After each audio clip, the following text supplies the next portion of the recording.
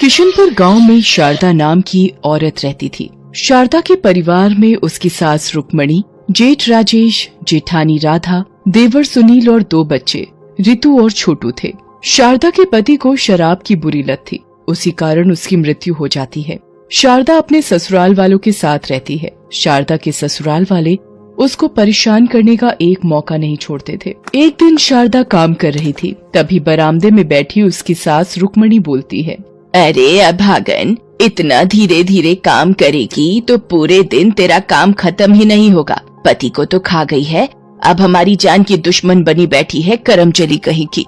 शारदा ये सब सुनकर रोती रोती वहाँ से चली जाती है। इतने में शारदा की जेठानी पीछे से आती है और कहती है, तुम इतना कुछ क्यों सह रही हो? तुम ऐसे रहोगी तो तुम्हें रोज इन कड़वी बातों के घूंट पीने पड़ेंगे।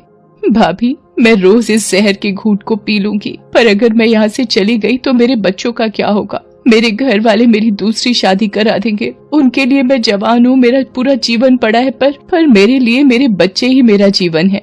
पर शारदा, तुम कैसे सहोगी ये सब? मुझे तुम्हारे लिए बहुत बुरा लगता है, पर मैं खुद मजबूर हूँ, तुम्हारे लिए कुछ नहीं कर सकती। कोई बात नहीं भाभी, मेरा सहारा मेरे बच्चे हैं, उनका भविष्य है। मेरे बच्चे मेरी ताकत हैं और उनके भविष्य को सुधारने के लिए मैं पूरी जिंदगी ऐसे रह सकती हूँ। कुछ समय बीत जाता है। एक दिन सुनील और राजेश रुक्मणी के साथ बैठे होते हैं। सुनील रुक्मणी से बोलता है, माँ, शारदा भाभी कब तक यहाँ पड़ी रहेगी? अब तो भैया भी नहीं रहे। अरे बेटा, मैं तो कब से इस पनोतन को घर से निकाल दूं, पर ये जाने का नाम भी कहाँ लेती है। माँ, वो कभी भी जाने का नाम नहीं लेगी, उसको तो धक्के मार कर ही घर से निकालना पड़ेगा। हाँ माँ, ऐसे वो घर नहीं छोड़ने वाली।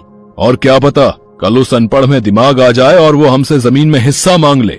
उससे पहले उसको घर से रफा दफा कर दो।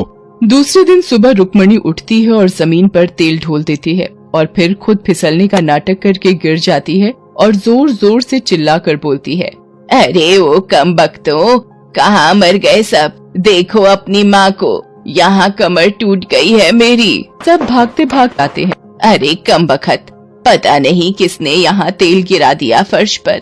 क्या हुआ माँ, तुम गिर कैसे गई हैं? आज झाड़ू पोछा किसने करा था घर का? भैया, वो तो मैंने करा था, पर क्या, तभी तो मैं गिर गई। तू पहले ही मेरे बेटे को खा गई और अब मुझे और मेरे परिवार को खाना चाहती है। निकल जा मेरे घर से अपने बच्चों को लेकर। शारदा रोते हुए बोलती है, माँ जी, मैं कहाँ जाऊंगी मेरे बच्चों को लेकर? कहीं भी मर, पर यहाँ नहीं, समझी? चल निकल जा यहाँ से।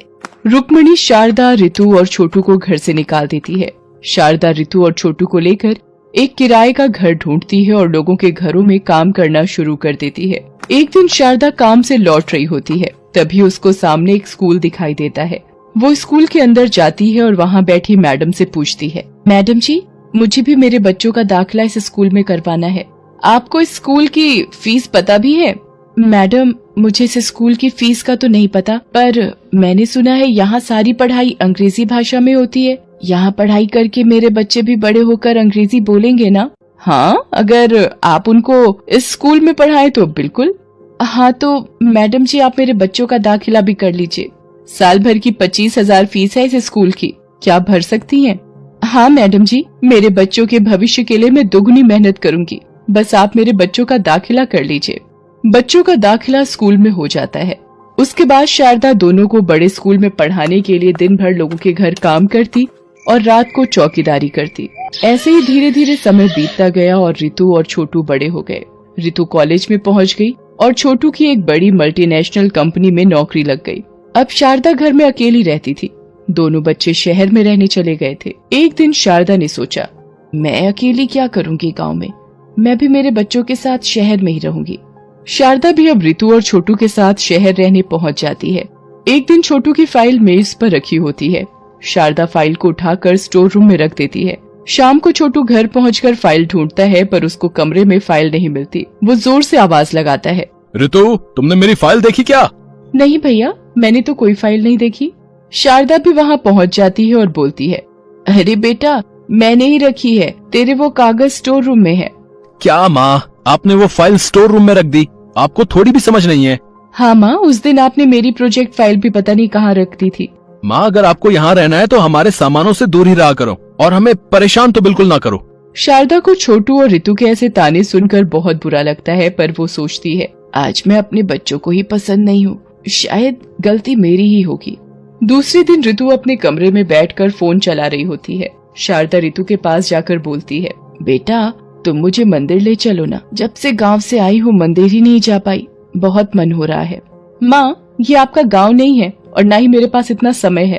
पर बेटा अभी तो तुम वैसे भी फोन ही चला रही हो। हाँ तो आपको मेरे फोन चलाने से भी प्रॉब्लम हो रही है? नहीं बेटा ऐसा नहीं है। माँ आप प्लीज मेरे कमरे से चली जाइए और भगवान के लिए मुझे डिस्टर्ब तो बिल्कुल ना करें। शारदा चुपचाप कमरे से चली जाती है और बिस्तर पर लेट जाती है। शारदा रोते रोते सो जाती है। शारदा की नींद बहुत देर से खुलती है। वो घड़ी देखती है।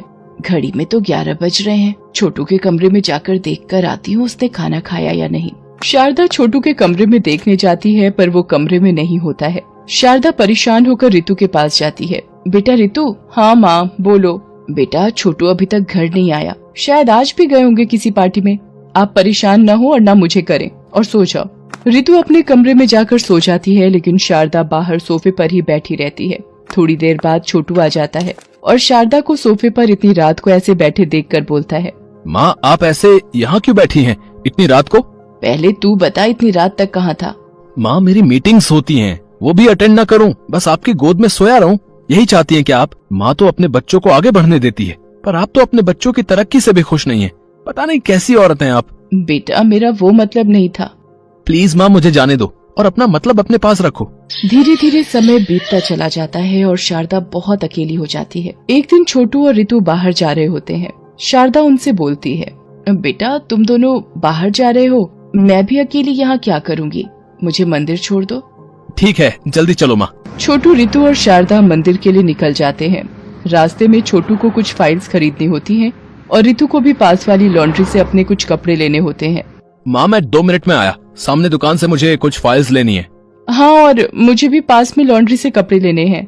दोनों दूसरी साइड रोड पार करके जा रहे होते हैं। रितु का ध्यान फोन में होता है और छोटू भी हैंड्री लगाकर कॉल पर बात कर रहा होता है। तभी सामने से एक कार फुल स्पीड में आती है और रितु और छोटू को टक्कर मारने ही वाली होती है कि शारदा पीछे से आकर उनको धक्का दे देती है और कार शारदा का एक्सीडेंट कर देती है। एक्सीडेंट में शारदा के पैर टूट जाते हैं और उसको बहुत चोट आती है। शारदा को डिस्चार्ज मिल जाता है। छोटू और रितु शारदा से रोते रोते बोलते हैं, माँ आज हमें एहसास हुआ है कि माँ जैसा कोई नहीं होता। हाँ माँ आपने अपनी जान पर खेलकर हमारी जान बचाई। हम पूरे जीवन भी कभी आपके एहसान नहीं चुका सकते। आप जैसा सच में कोई नहीं है। हमने आपको कितना कुछ कहा लेकिन आपने हमें कभी नहीं डांटा। हमें माफ कर दो माँ।